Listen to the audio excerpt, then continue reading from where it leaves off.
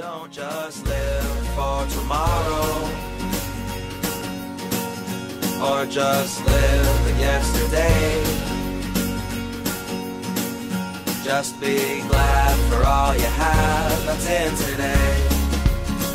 And though you've come through many obstacles. Hey everyone, Connie here, and welcome to my blind reaction to episode 8 of Jujutsu Kaisen. Yeah, we're slowing down.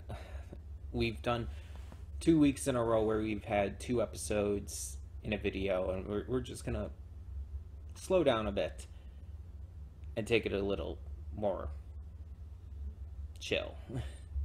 Because I feel like because I'm enjoying this so much, because I really am truly loving this series, I felt like I was just really kind of rushing through things a little bit. Mind you, like 2 of them were a 2-parter. 4 and 5 were a 2-parter, so that one, that's fine. But then I did 6 and 7 together too, and although they kind of connected, I didn't need to do them together, I feel. I don't know, it's just, I got this feeling that I was just like trying to push through them a little too quickly. But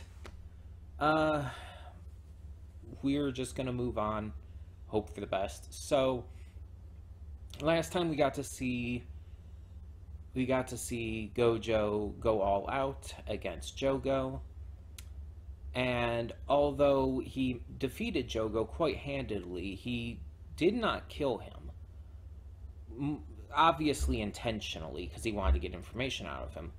Unfortunately, one of the other curses came by and saved Jogo in time. And they went back, and we got to meet, I assume, who's the leader of this group, who we see in the opening, the dude with the stitches across his face, who, unclear if he's a curse or a human. We know the other guy who was with Jogo and them is a human, but it's unclear with this one. All we can say for sure is that these curses, these people, seem to have this belief, this idea that curses are the true humans because of the things they do, the way they act and everything.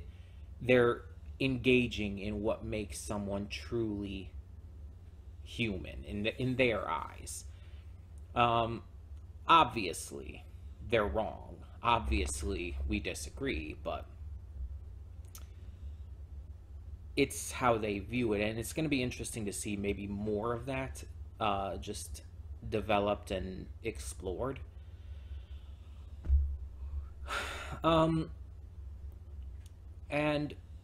Yuji Itadori got to see Gojo fight last time as well, so he kind of gets to see the power ceiling of things, plus getting to learn more about domain expansion. And with Gojo's domain expansion, we had the eye reveal. Something that obviously we were expecting to happen at some point, and was just kind of a mystery. It's like, why does he wear the blindfold? We still don't technically know if he needs to wear it, if, like, removing it does automatically release his domain. But he did remove it when he released his domain. So there's a correlation, but that does not necessarily equal causation. So we'll have to find out more before we can say for sure.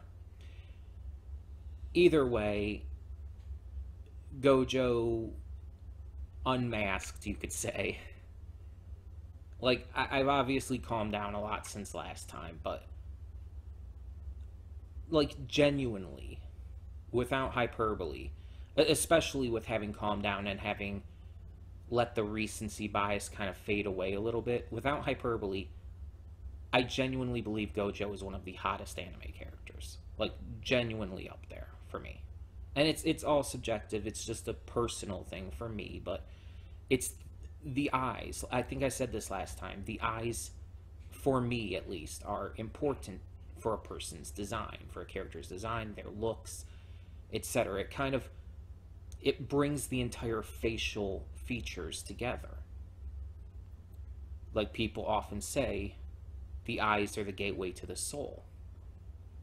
You see the vast majority of emotion and expression through the eyes. And so the fact that Gojo's eyes were not only designed but animated so absolutely beautifully, like even beyond just, you know, the sexiness factor, the fact that they're animated and designed and everything to look so like almost otherworldly. Like the creator of this clearly wanted Gojo to be like recognized by his appearance, by his eyes. And I can't say for sure, but the writer, the creator, the mangaka also might have done it entirely on purpose, making Gojo a thirst trap for all of us horny viewers and readers and everything. Because it's like,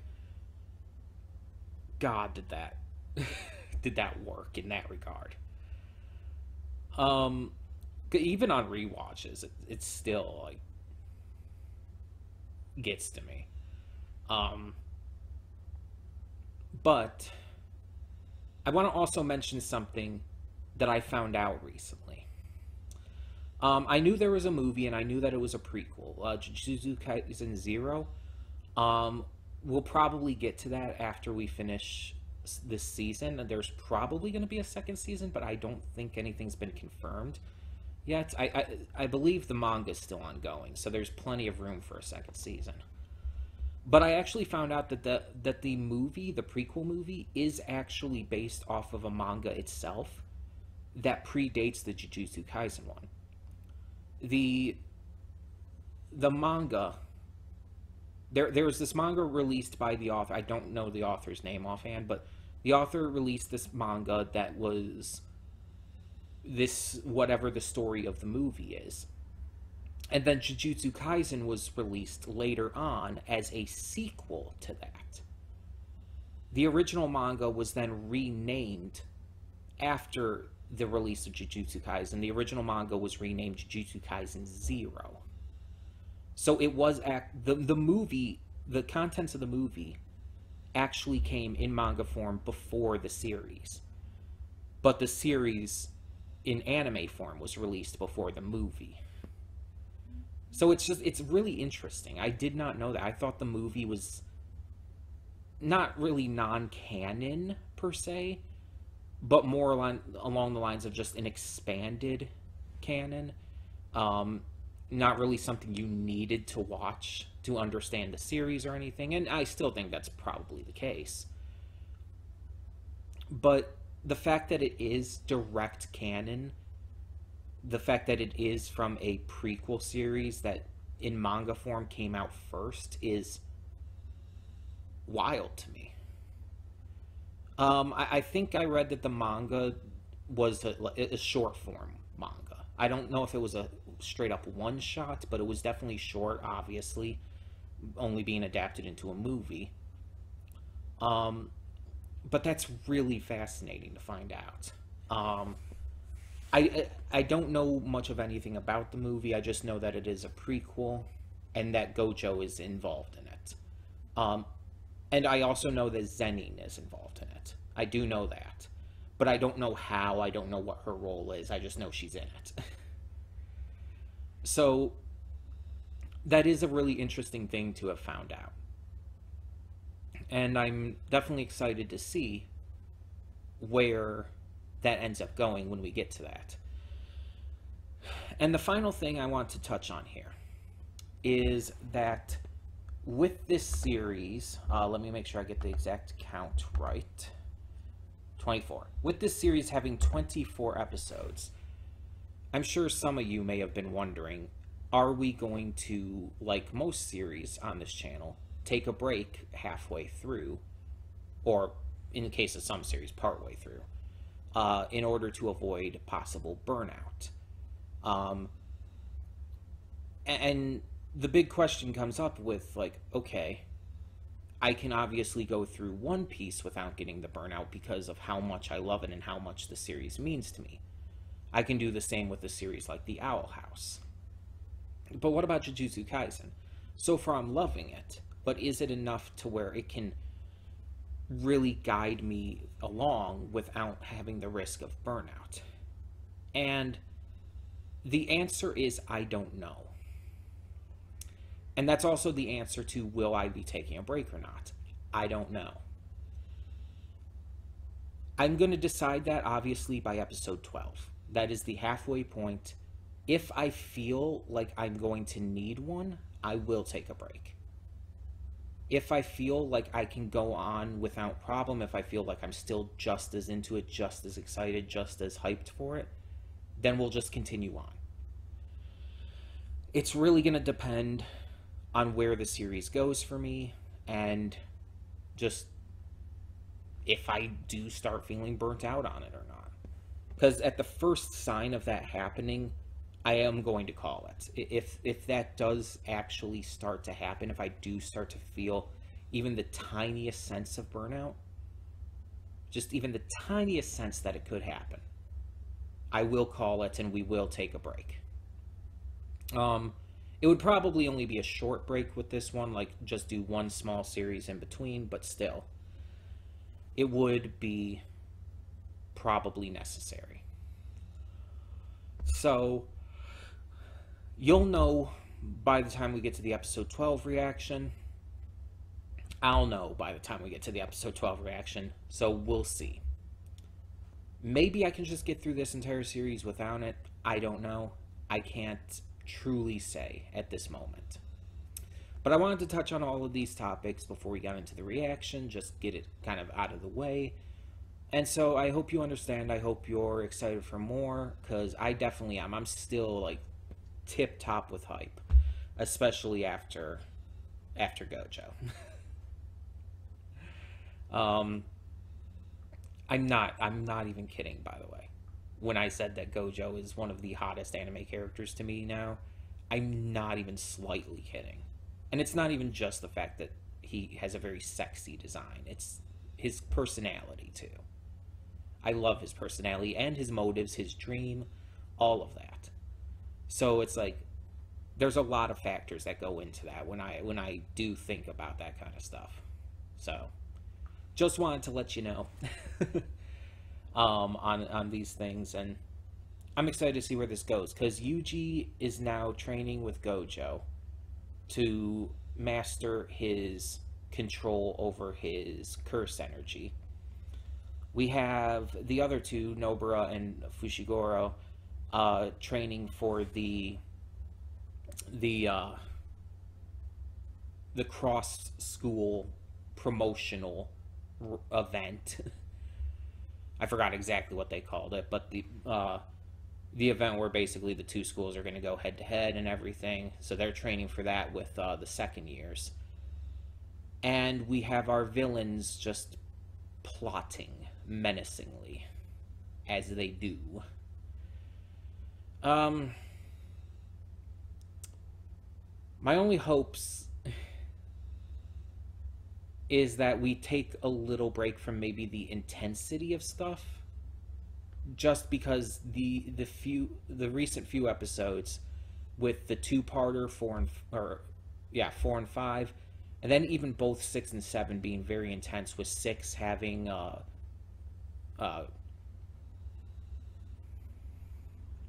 Sogo? No. His name is escaping me now. I said it earlier. Wow. With having Volcano Head murder everybody in the cafe, which still, like, even on rewatches, that just fucks me up. It's just, I can't fully explain why, but it bothers me. And then with the fight, obviously, in episode 7, it's like the past 4 episodes have all been pretty damn intense. So it's like, we kind of need a break from that. We kind of need things to just kind of calm down for a little.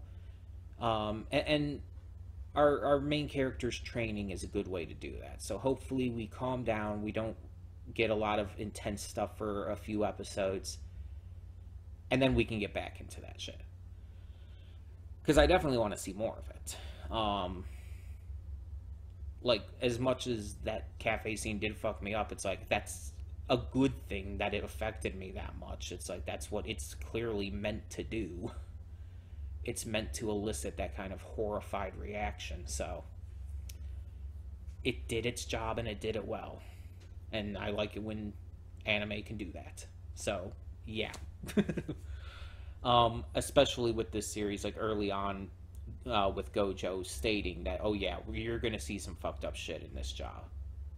As a Jujutsu sorcerer, you're gonna see some really fucked up shit. It made that promise early on, and it's delivering.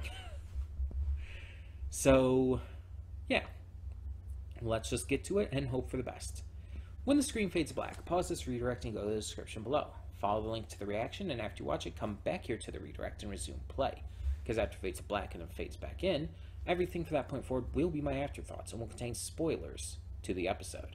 So, that being said, thank you so much for tuning in, and I will see you at the reaction.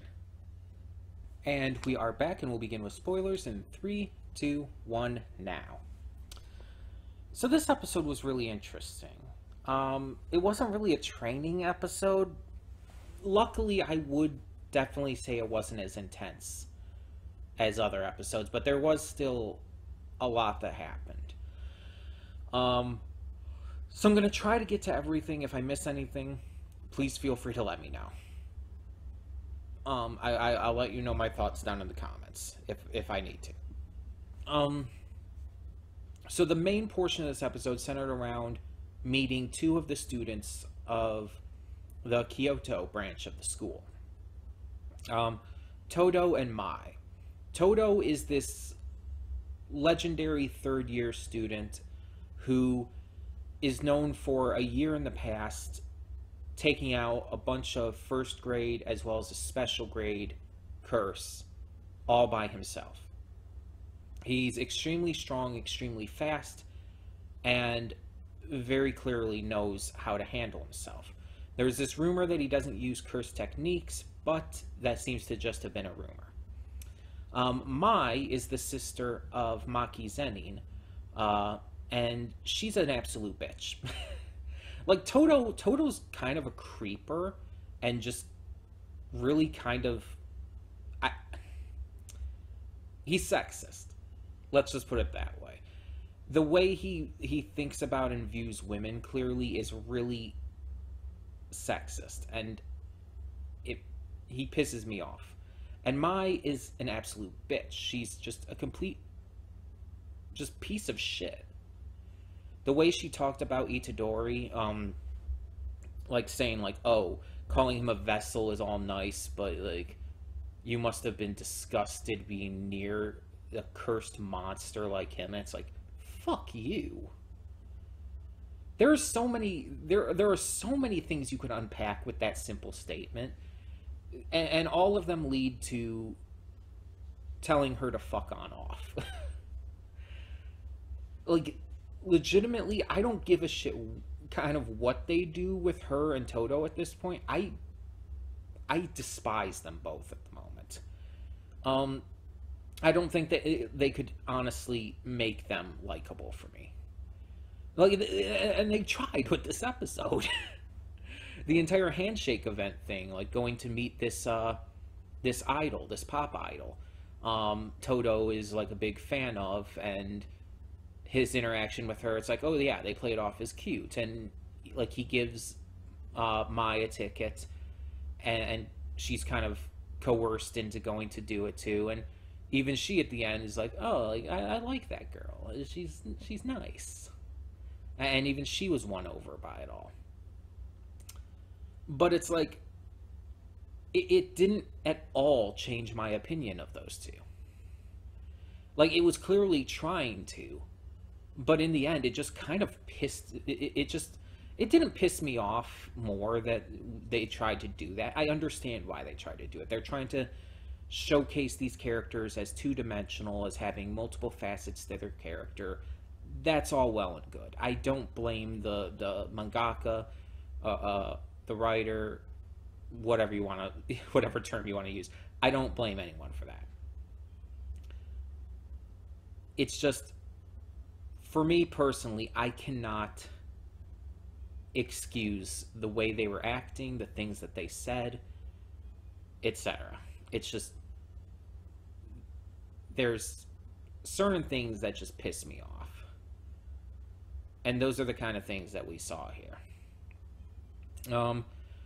Todo was fighting Fushiguro while it seems like Mai was fighting Nobara, but you didn't really see any of that. It's just like you saw her grab and hold on to Nobara at the beginning, and then you saw the aftermath where Nobara's knocked down on the ground, having taken multiple shots from the cursed gun. Which looks like just a regular fucking gun, and really threw me off at first. It's like, oh, that's just a gun. Fuck. But no, it was a cursed tool, which makes sense considering she is Maki's sister and everything, her twin sister. It kind of makes sense that they would both use cursed tools in a way, though not necessarily a given. But yeah. So the entire fight between Todo and Fushiguro started because Todo asked him, like, what's your type in a woman, and like saying like, oh, my type is like with a big ass and everything. It's like, fuck you for your shallow sexist views on women, and especially because of his entire thing, like, I'll kick, basically saying I'll kick your ass if you don't give me an exciting, fun answer, if you're boring. And it's like, I'm sorry, but fuck you. And then especially when he finds his answer boring, when Fushiguro gives an amazing answer saying like, oh, I worry more about the strength of their character and whether or not they're a good person and stuff. And it's just like, good answer. Even Nobara's like, yeah, I like that answer. And then this dude's just like, oh, you're boring, I'm gonna beat you up. And it's like, fuck you. I don't like that. And it's not really too much of a fight because it's mostly just Fushiguro defending against Todo. Though at the end, Fushiguro is about to go... We get another tease to what Fushiguro can truly do. Just like we had that tease in episode 5. But we don't actually get to see anything because before he can act, the second years come to save him. He is saved by Panda and, what's his face? I still don't have his name down yet. But we actually get to see the cursed speech in action, which is really exciting. And it's like, he had the power set of the second years that I wanted to know the most about. So getting to see it in action here is really cool. And always, like, he says something like, stop walking, or something like that. And it just, like, stops Todo in his tracks completely. And it's like, oh, you're powerful. Like, you're really powerful. I can see how this could be really cool. And it's like, oh, yeah, I'm into that. And Todo agrees to finish the fight and head off once he sees them and all. And, yeah, it's just... They teased us once again with Fushiguro's true power, or what at least something he's able to do, but we don't actually get to see it in action. But at least we got to see the cursed speech, so I can definitely give it props for that. And we get to see Zenin, Maki come in to save and help Nobara, and they eventually chase off, basically, Todo and Mai. So then we also had that was most of the episode, let's be honest. But then we had the arrival of the principal of the of the Kyoto branch. This old man, we had seen images of him before and everything. And Gojo comes in telling him that, oh yeah, our principal's going to be a couple hours late because he happened to get the wrong time. And it's like, it's basically made like a Gojo basically threatened Ajichi into making that happen, which is like, god damn it, Gojo. But it's clear he did this so he could have a word with the principal. He explained everything going on. He talked about what happened with the special grade curses and with Itadori, and he implies that something is happening, that because of the conservative leaders, kind of everything has been held back. All this power has been held back, and now, because of it, everything's kind of exploding forward at once. You have all of these students who are much more powerful than ever. You have these curses coming in who are much more powerful than ever. And he's basically implying with this that it's because of what the leaders, the conservative leadership of the Jujutsu Sorcerers are doing. It's their fault that everything's kind of boiling over. And that's really interesting because he also says basically that it's going to get so bad that special grade won't be enough to describe it. And that's like, oh shit. He's definitely leaving this kind of message. But the principal, who is one of the conservative leaders of the sorcerers, he basically just tells Gojo, you're out of line. And Gojo's like, okay, I'll leave. I just came here to say what I had to say. And it's like, yeah. Like, it's making it very clear, like, that you're supposed to obviously despise these people, the leadership of the Jujutsu Sorcerers and everything, the conservative heads and all. And it's like, I kind of get behind that, because it's like, it's clearly meant to hearken to conservative leadership within real life governments, whether it be Japan's, the country of origin of the series, of course, or even just other countries around the world. It's definitely making a statement about that, and even making a statement with Gojo as being someone who's trying to change things, but he's doing so in a smart way rather than just actively going after and trying to kill them, which he could easily do. So it's making statements on, like, oh yeah, these people, these fossils are out of line and they are completely out of their mind with how to handle things. But if we're going to change things, we have to do it in the right ways. We have to get people to change, and we have to make the next generation different. And unfortunately, it looks like the principal of the Kyoto branch probably has his school run in a very conservative manner, based on Todo and Mai's character. And considering what Maki says as well, it seems like maybe the entire rest of the Zenin family are like that as well. So they might be more aligned with the Kyoto branch than the Tokyo branch. So we're getting some interesting developments, some interesting character stuff. And then at the end, we kind of get the setup for the villains still. We still have to continue to set them up and all. So apparently there are these 3 high school boys who were murdered in a movie theater. Their heads were all kinds of twisted and disfigured. And it's made clear that the one who did it was the leader of this group of villains, the white-haired guy with all the stitches. He is confronted by someone who I think is one of the other Jujutsu sorcerers that was mentioned. He has his, he has like the dark blue hair, or black hair.